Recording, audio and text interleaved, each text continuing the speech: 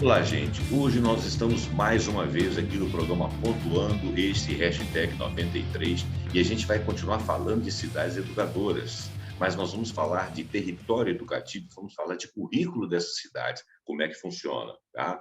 Trouxemos aqui a doutora Maria Silvia, que daqui um pouquinho eu vou falar sobre o currículo rapidamente dela. Comigo aqui, a minha partner no programa aqui é a Vanessa, né? Essa pessoa que está sempre na sequência aí, trabalhando, correndo atrás, trazendo muita coisa boa para a gente. E esse programa, mais uma vez, é patrocinado pela essa corrida atrás da Vanessa. E a Vanessa tem muitos programas, muitas coisas bacanas, ela vai deixar aí no final do programa um fórum um encontro que vai acontecer aqui em Juiz de Fora, e a gente faz questão de veicular, né? A doutora Maria Silvia, boa tarde, muito obrigado pela sua presença, né? Vanessa, boa tarde. Eu nem permiti que Boa vocês falassem. tarde. A gente vai fazer um programa rápido, porque a doutora Silvia, né?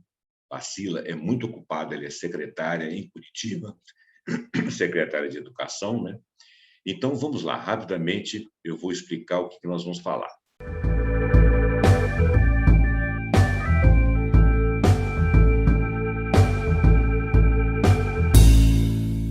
Nós vamos falar de currículo da cidade educadora, práticas pedagógicas para a transformação territorial, movimento da cidade educadora e sua importância, a influência do currículo pedagógico para ativar a cidadania, isso é muito importante, e as transformações percebidas na cidade de Curitiba. A doutora Maria Silvia Bacila, ou Silvia, conforme ela prefere ser chamada, pedagoga, mestra e doutora em educação, pesquisadora e professora universitária, da UFT, UTF-PR e PUC-PR, secretária municipal de Educação de Curitiba. Portanto, ela é aquela pessoa extremamente ocupada, né? Na nossa introdução, nós vamos dizer o seguinte: cada território contém e cultiva saberes e práticas singulares que, quando reconhecidos pela escola, dissolvem os muros entre educação, comunidade e cidade. Esse é o ponto principal. Um território educativo é aquele, para além de suas funções tradicionais, reconhece, promove e exerce o papel educador na vida dos sujeitos, assumindo como desafio permanente a formação integral das crianças, jovens, adultos e idosos. Nos territórios educativos, as diferentes políticas e espaços, tempos e atores são compreendidos como agentes pedagógicos capazes de apoiar o desenvolvimento de todo o potencial humano. E, para finalizar, a concepção de cidade educadora remete ao entendimento da cidade como território educativo, obviamente. Nele, seus diferentes espaços, tempos, atores são compreendidos como agentes pedagógicos, né? Curitiba integra oficialmente o seleto grupo de cidades educadoras. Isto desde outubro de 2019, me corrija, doutora, se eu estiver falando alguma coisa errada.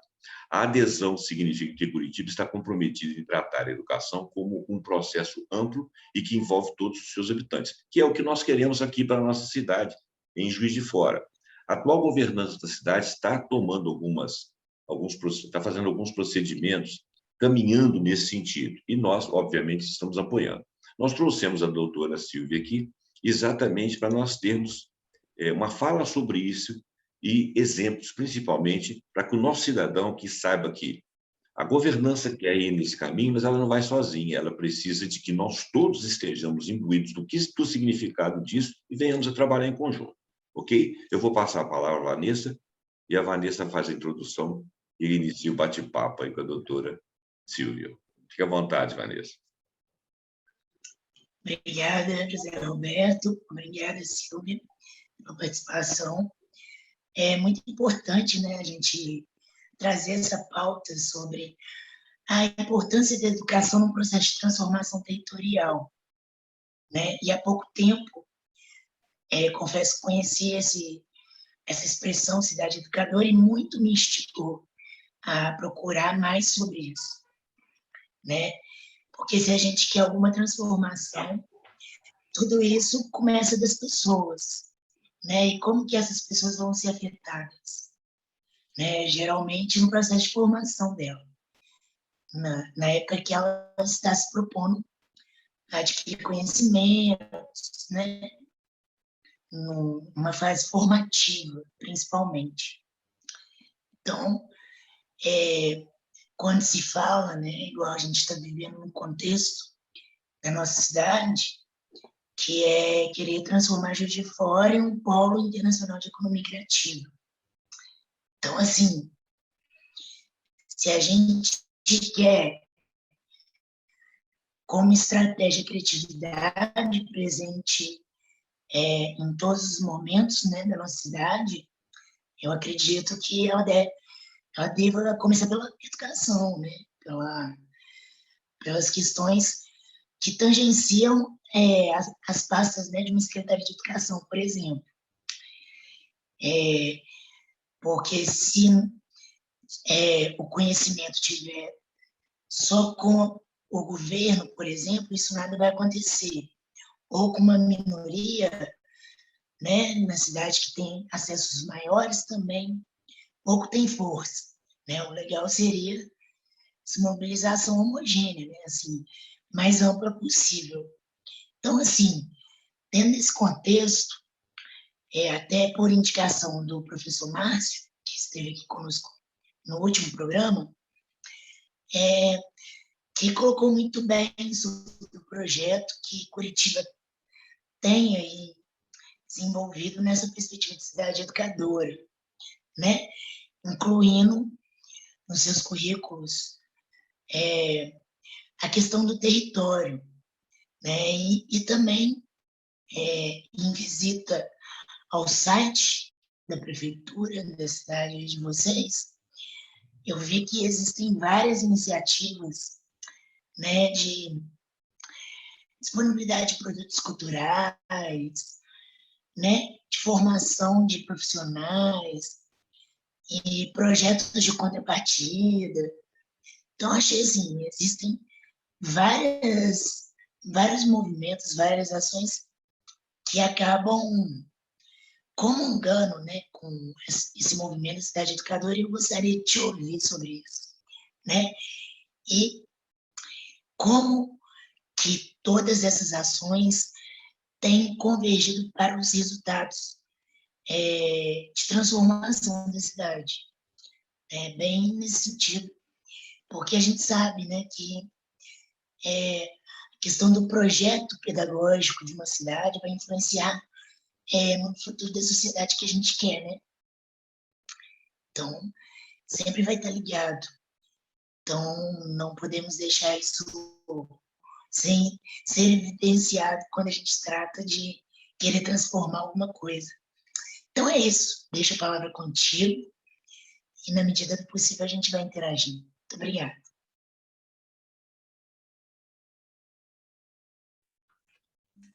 Então, boa tarde. Agradeço o convite de vocês, Roberto e Vanessa, a indicação do meu amigo Tasqueto.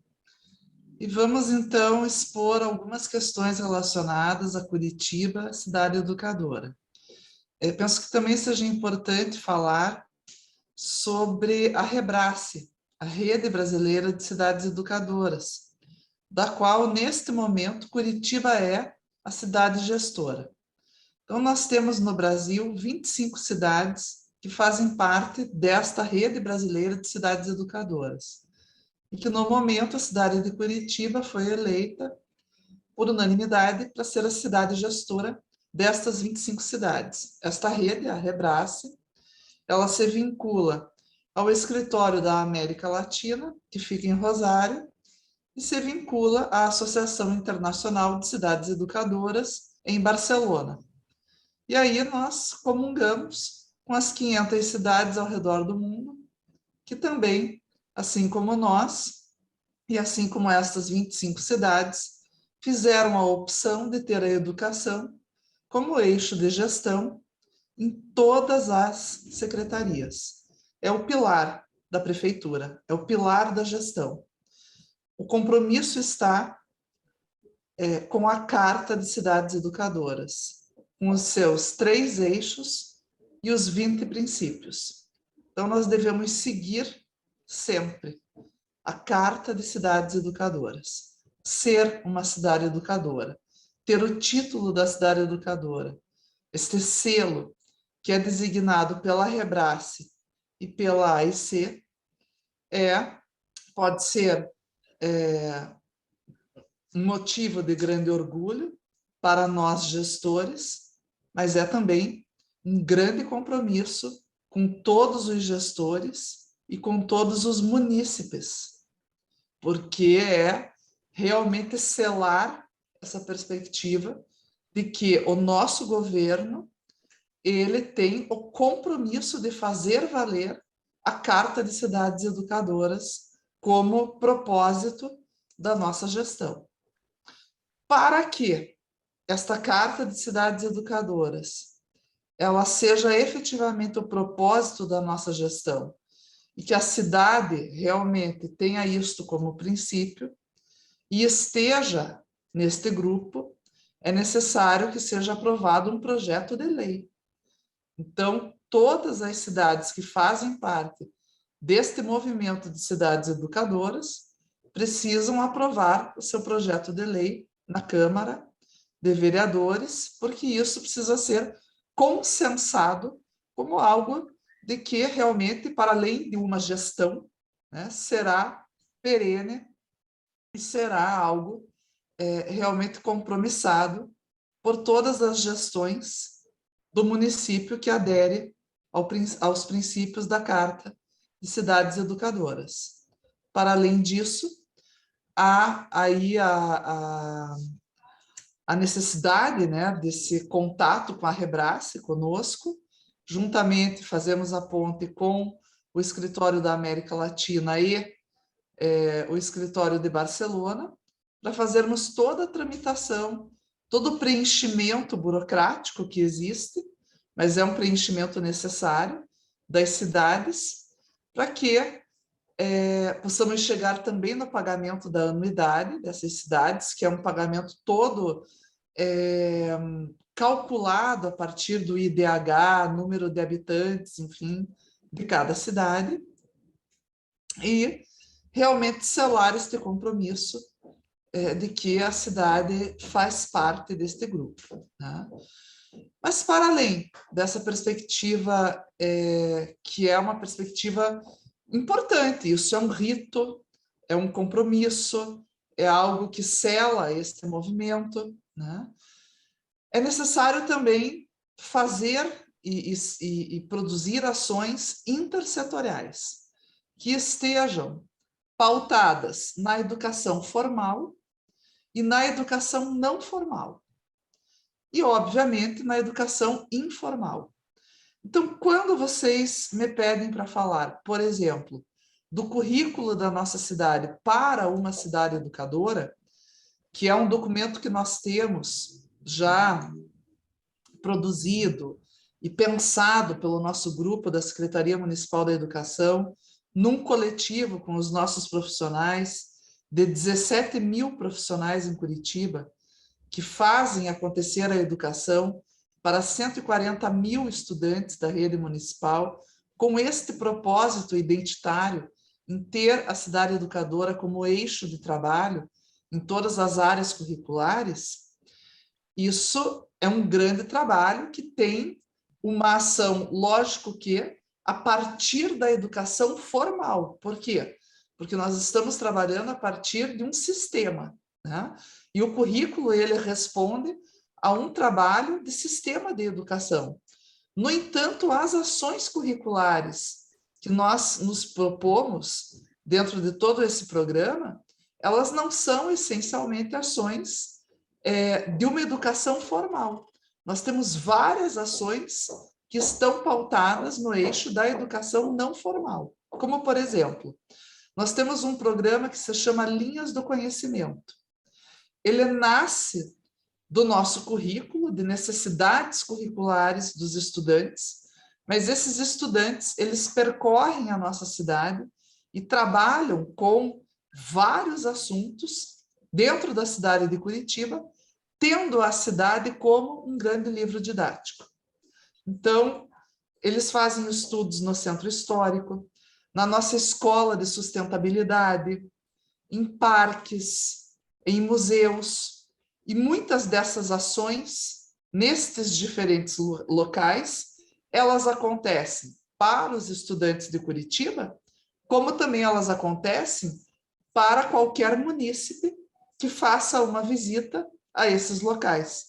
Portanto, são ações planejadas nesse aspecto da educação não formal, e que são muito ricas, elas complementam um trabalho muito grande para a cidade. Vou dar mais um exemplo. Hoje mesmo, nós reinauguramos uma casa aqui em Curitiba, que é uma casa de contação de histórias no Bosque Alemão, onde várias bruxas contam essas histórias. Essas bruxas são professoras da rede e fazem um trabalho magnífico de literatura para estudantes da rede privada de Curitiba e todas as pessoas que circulam no Bosque Alemão, sejam visitantes ou curitibanos que também visitam esse local, que é um local icônico na cidade de Curitiba, e que faz parte de um grande programa de educação não formal, né? Então, esse processo que eu trago aqui para vocês é entender essa perspectiva curricular nesses dois eixos que são fundantes para esse trabalho da Carta de Cidades Educadoras, que é esta educação para além dos muros da escola, né? Nós precisamos expandir as experiências educativas dos nossos estudantes com significado, dos nossos munícipes com significado, né? Até porque um dos grandes princípios da Carta é consolidar ações educativas ao longo da vida.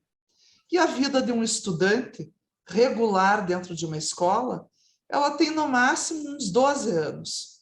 E depois disso, você precisa propor, enquanto trabalho intersetorial dentro de uma cidade, várias ações educativas que promovam e que deem acesso aos munícipes à informação, a experiências educativas, a qualificação dessas pessoas, para que elas possam ter acesso a diferentes situações culturais, ao bem cultural que a cidade oferta, como também a participação dentro da sua cidade, para que os territórios também não só sejam usufruídos por esses munícipes, dentro de uma perspectiva de fruição, dentro de uma perspectiva,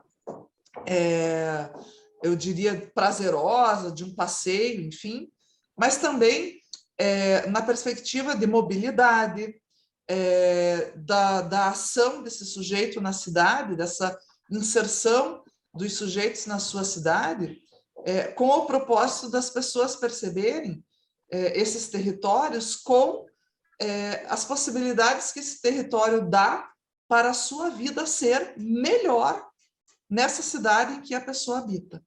Então, também, outro aspecto importantíssimo que nós pautamos muito na gestão democrática de uma cidade educadora é termos canais sempre muito abertos de comunicação com os munícipes, para que os munícipes possam indicar para o executivo quais são as suas necessidades, o que as pessoas consideram necessário no seu bairro, no seu entorno, enfim, as mudanças desse território onde elas habitam, né? Para que esse território se modifique, para que esse território tenha sentido, significado, né?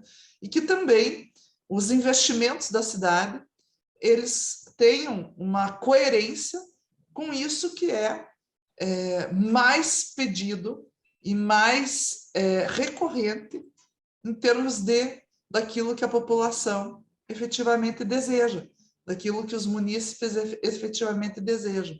Inclusive, naquilo que nós falamos muito, que é a transformação dos territórios. Nós temos vários exemplos, como o Roberto me pediu, exemplos que, inclusive, nascem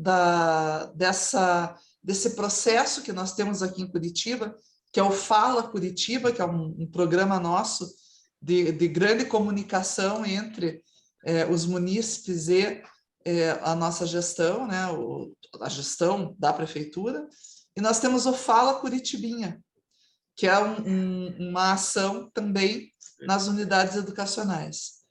E várias ações foram feitas já no entorno das unidades, na modificação, por exemplo, de praças ou revitalização de espaços próximos a essas unidades educacionais, na transformação de terrenos que ficavam próximos a essas escolas e que foram qualificados, enfim, a partir do olhar desses curitibinhas, né?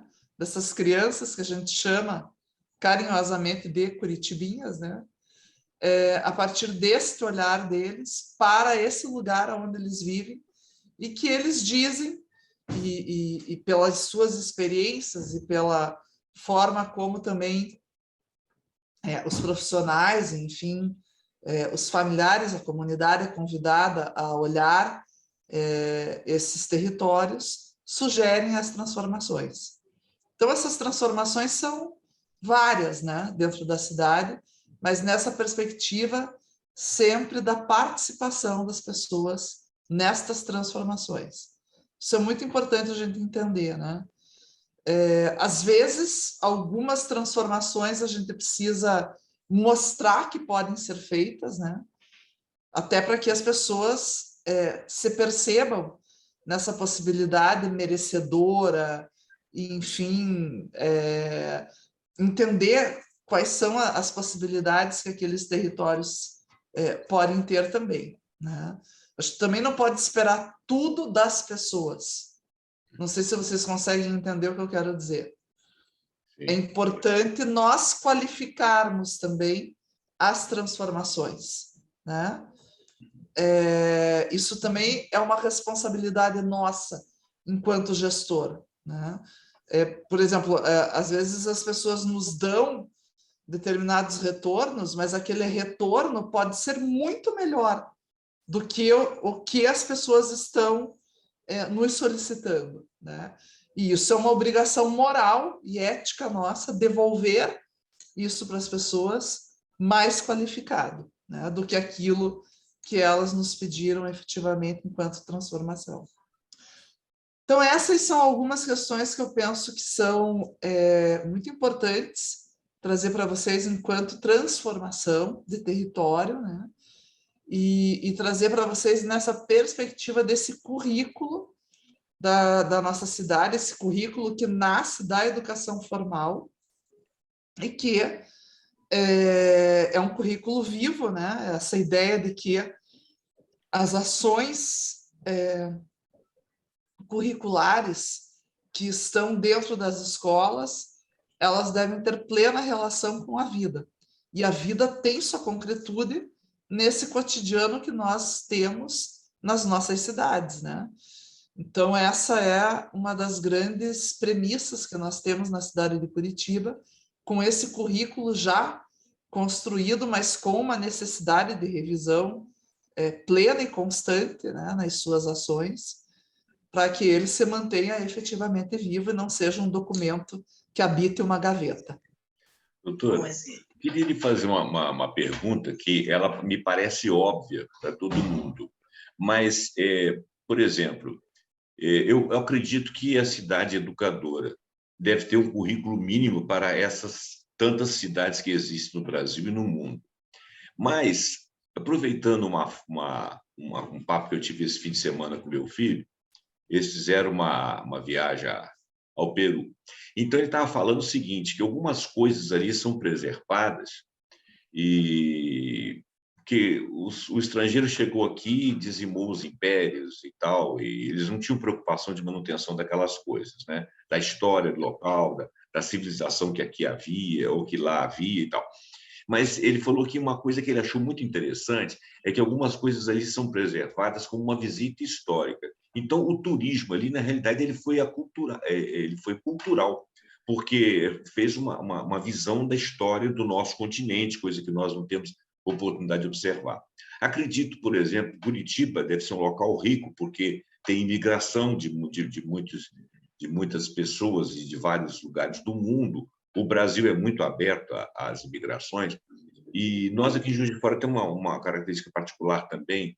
Então, a pergunta óbvia é a seguinte: existe um currículo mínimo em que todas as cidades seriam iguais, mas é claro que deve existir também o currículo mínimo de territorialidade, de historicidade, de educação próprio do local. Eu estou falando alguma coisa fora do contexto?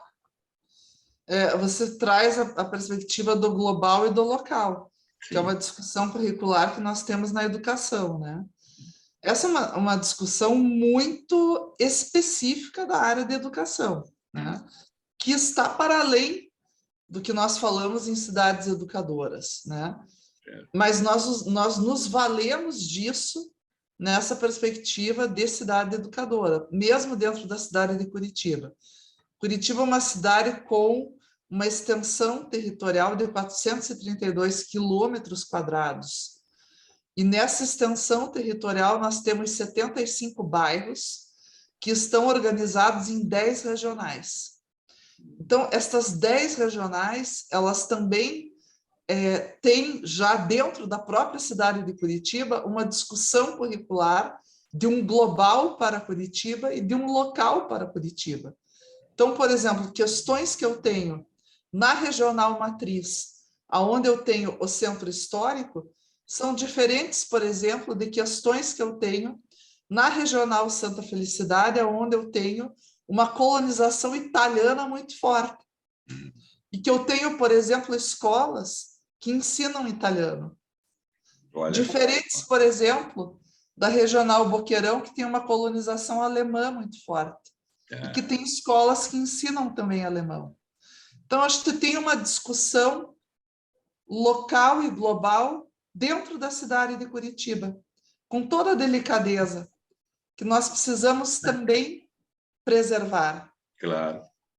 E essa discussão, ela se amplia quando eu trato do estado do Paraná, quando eu trato do Brasil, quando eu trato do mundo, né? Eu me lembro discutindo essa perspectiva de local e global num grande congresso que eu fui a Portugal há cerca de uns 6, 7 anos atrás, né? Que eu discutia com José Pacheco e outros grandes teóricos aí da educação essa questão, o Pacheco do currículo, não o Pacheco da Escola da Ponte. E nós discutíamos essa perspectiva do local e do global, né? Então, como que ficam essas questões todas garantidas dentro de um currículo? E nós precisamos realmente ter a voz garantida desse coletivo que faz essas opções em cada local. Então, o Juiz de Fora precisa ter esse ouvido, essa escutativa para aquilo que é local. E que para, além do Juiz de Fora, além das questões de Minas Gerais e além do Brasil, elas são importantes para o Juiz de Fora.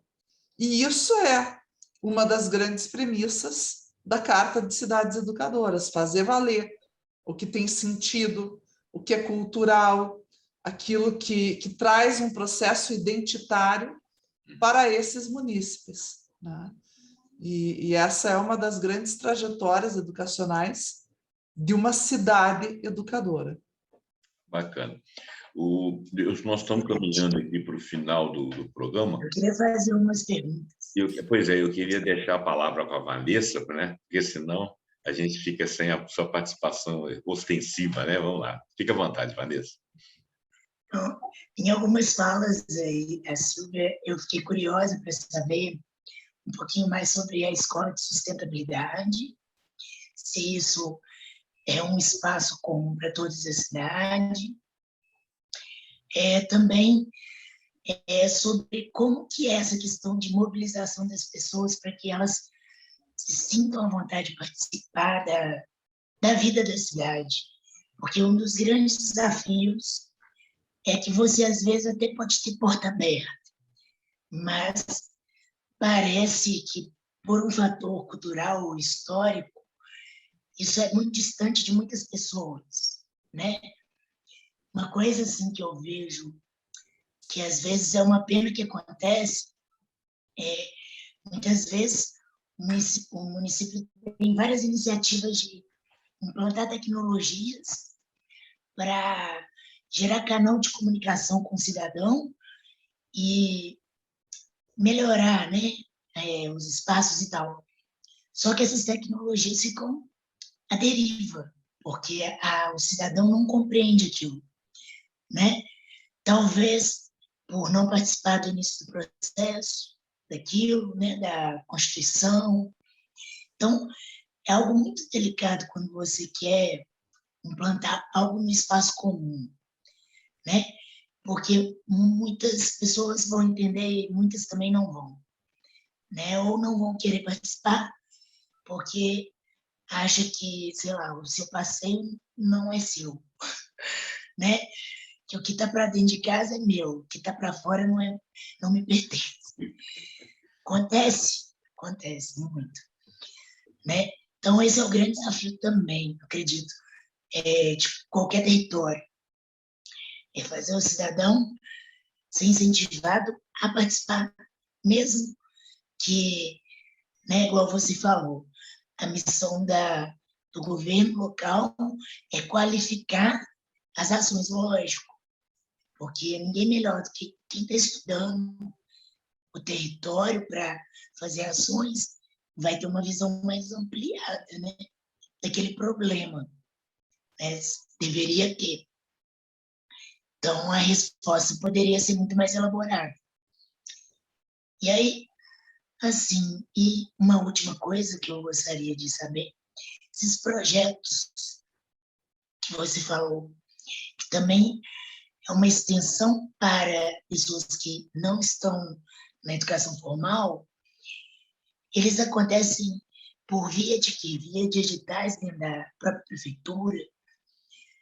São pessoas da própria cidade que propõem isso para espaços tipo museu, parque.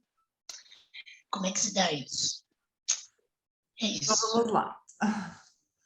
Primeiro, a questão do acesso e da mobilização à participação, né?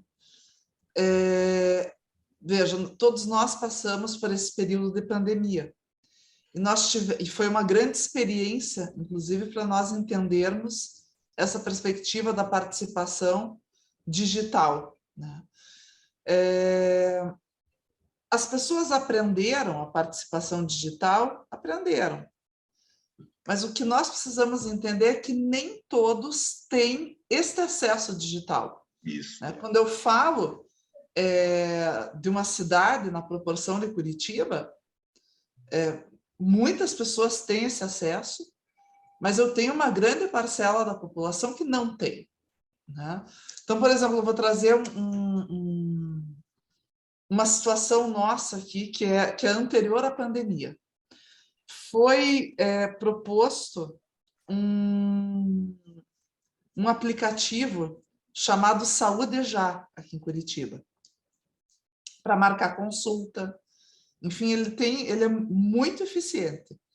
Mas para implantar esse aplicativo foi muito difícil culturalmente. Até que as pessoas entendessem que elas podiam fazer isso pelo celular. Porque não era evitar a fila do posto de saúde. Não era nem essa a questão para muitas pessoas. Muitas pessoas queriam ir até o posto de saúde para sentar, bater papo com a enfermeira, falar com ela, entende? Tem um acolhimento naquilo ali. Tem uma outra atividade social naquilo ali, que está para além desta agilidade que nós enxergamos na nossa... Eu, particularmente, enxergo, nossa, é muito mais fácil sentar, pegar meu celular dentro da minha casa, entrar nesse aplicativo, abrir e marcar ali minha consulta, minha vacina, enfim, seja o que for, né?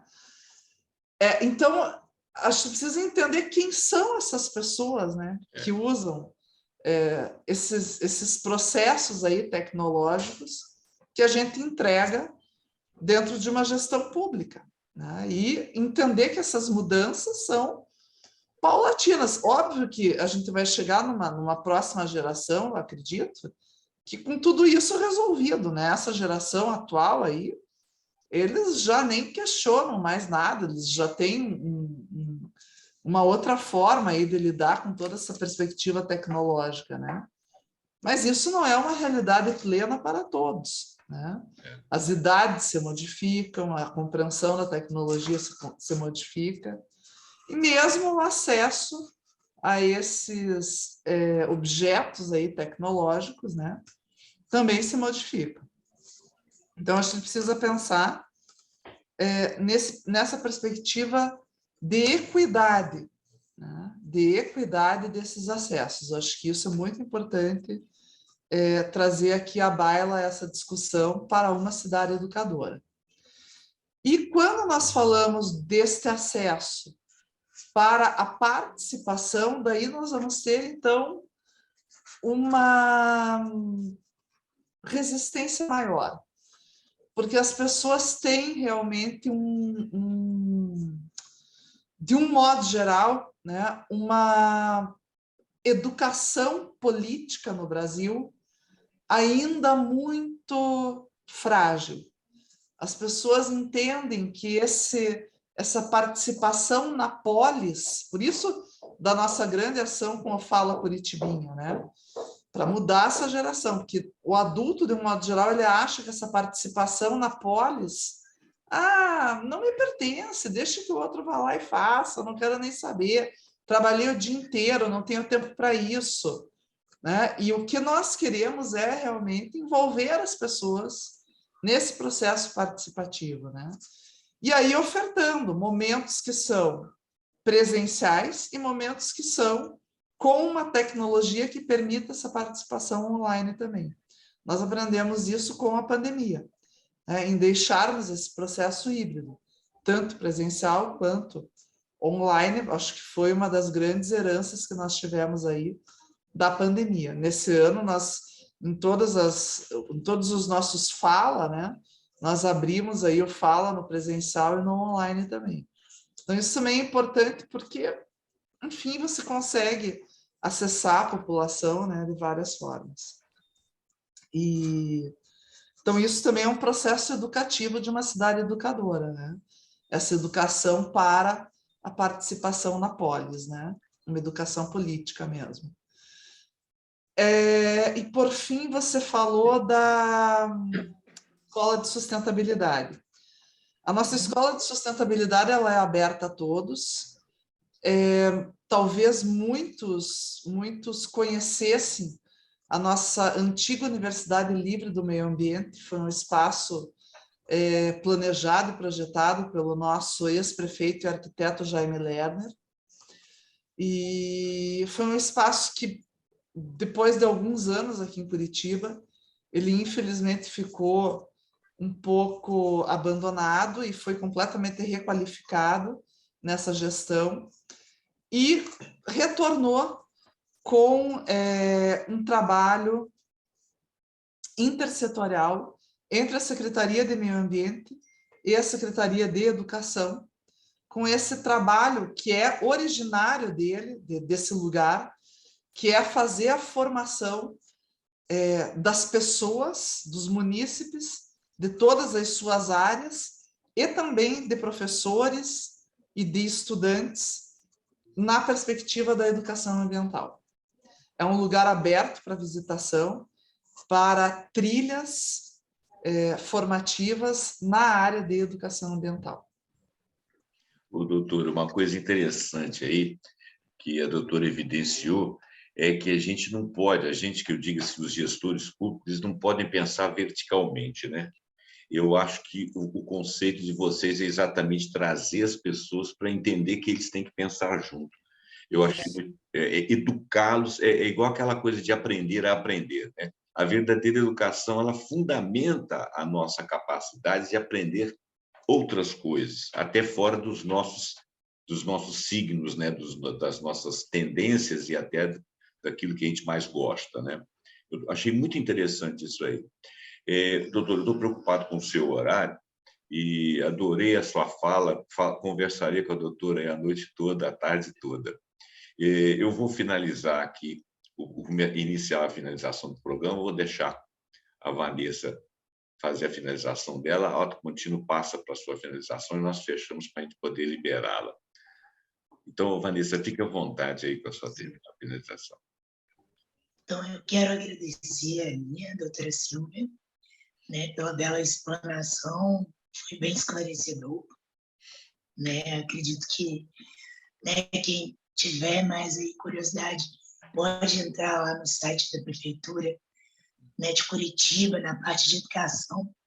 Eu achei bem completo, assim, dá para compreender legal, né, os movimentos, e aproveitar, convidar o pessoal para o 5º Encontro de Economia Criativa, que vai ocorrer no dia 27 de agosto, né, das 9 às 17 horas, no Espaço do Moinho, Zona Norte.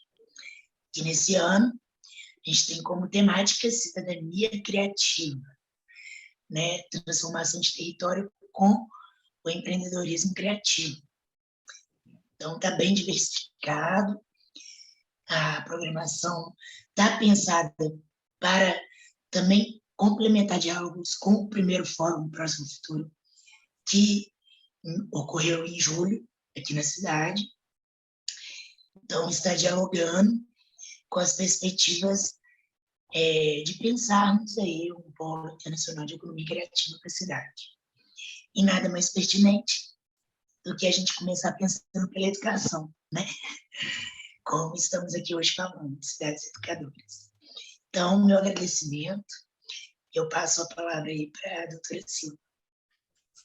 Doutora, fique à vontade, pode finalizar. Eu agradeço a oportunidade de poder falar desse tema que nos é tão caro, cidade educadora. E gostaria de dizer que toda cidade educadora tem o compromisso com as transformações. Isso. Nós nunca estamos prontos. Acho que esse é o grande princípio. Nós nunca estamos prontos. Quando eu falo de cidade educadora, seja para o público que for, até mesmo para professores, e procuro trazer as representações sociais, as pessoas têm uma ideia de educação, de que as coisas devem estar numa situação de uma qualidade boa, de algo como algo acabado. Então, as pessoas ainda trazem uma representação social de educação de uma escola tradicional, daquela escola onde nós faríamos uma prova, tiraríamos 10, teríamos feito uma lição, teríamos passado uma régua com um traço vermelho para terminar a lição e viraríamos a página com tudo feito, com tudo acabado. A ideia de educação não é estar tudo feito, a lição acabada, a prova terminada. A ideia de educação é processo. É a gente poder chegar nesse 10 juntos. É a gente poder trabalhar com essa perspectiva das transformações. É a gente poder entender que agora, por exemplo, no meio dessa página, a gente precisou pegar a borracha e apagar. A gente precisou escrever de novo. A gente precisou estudar um pouco mais. Eu estou usando a metáfora com a escola, porque ela é muito forte com a palavra educação. E isso cabe a todos os territórios. Cabe a eu pensar que, por exemplo, nessa rua, ela já foi asfaltada, mas eu preciso asfaltar de novo, porque choveu muito.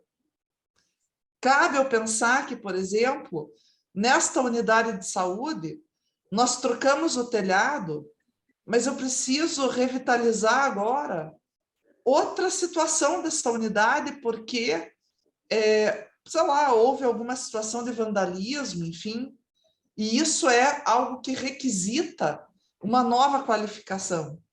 Então, entender que o processo educativo, o processo de transformação, ele é dinâmico e perene em todo o processo educativo intersetorial da cidade educadora.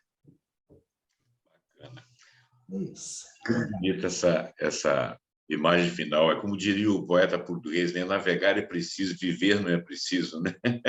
Isso. A gente precisa de continuar navegando, né? Tem até uma piada muito engraçada que diz o seguinte, que 2 náufragos italianos foram os únicos sobreviventes de mais de 100 pessoas.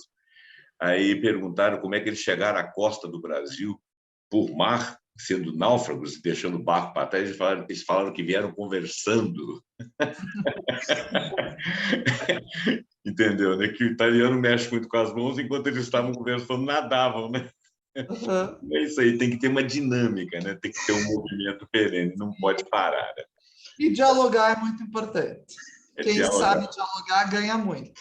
É verdade, quem sabe, quem tem o dom do diálogo, né? Sim. E o diálogo tem que ser feito em todas as faixas, né, doutor? Porque as pessoas têm mania de entregar para o representante que são as pessoas que vão salvar eles em algumas situações, Isso. e o gestor ele não tem a dinâmica de tudo que acontece, por se ele não foi informado disso. E às vezes são pequenos detalhes que lá na frente vão fazer diferença.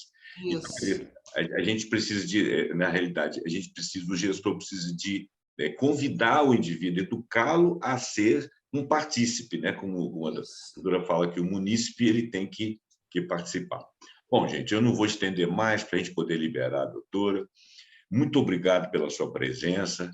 Vanessa, mais uma vez, obrigado pelas oportunidades que você abre aqui para eu enriquecer o meu currículo e a minha mente, né? E para aprender, né? É importante aprender, né? Eu gosto muito de aprender, mais até do que de ensinar. Eu sou professor, gosto mais de aprender mais do que de ensinar. Então, eu vou finalizar o programa agradecendo você, o nosso internauta aqui. Se você gostou desse programa, deixa seu like, compartilha, passa para frente, porque isso educa e ajuda outras pessoas. E se você tem dúvidas, quer deixar comentário, quer que a gente faça alguma interpelação à doutora Silvia, nós o faremos, é só você deixar nos comentários desse programa. Dá o like, fala que apresentadores e convidados são lindos, porque isso aí valoriza muito o nosso canal no YouTube, tá bom? Muito obrigado e até o próximo programa Pontuando. Até lá.